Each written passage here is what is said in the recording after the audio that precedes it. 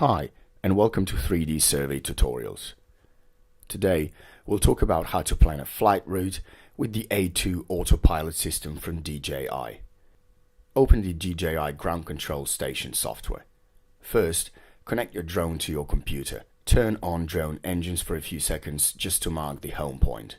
I'm sitting in the office at the moment, so I'm going to skip that step. To start Waypoint planning, go to Toolbox and select Photogrammetry tool.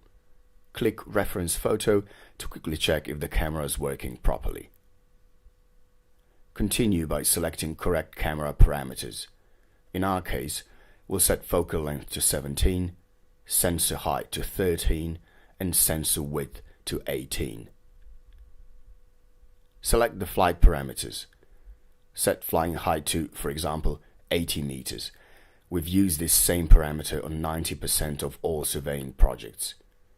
Minimum horizontal and vertical overlap for image processing in 3Dsurvey is 60%. We'll set them to 70% and 65% just to be on the safe side. Set the horizontal speed to 5 meters a second and vertical speed to 3 meters a second. Set turn mode to adaptive bank turn. This will reduce your flight time over a particular area to less than a half. Okay, we're ready to select the area we want to survey. Press Click to Draw a Region button and use Tools to set it to the right size. Press left or right arrows to rotate the selected area and use yellow or red holders to change the dimension.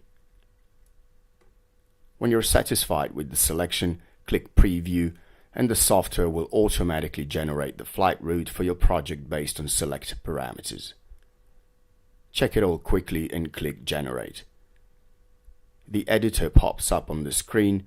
Make sure everything's alright and upload your Waypoint file to your drone. Enjoy your mission and thanks for watching.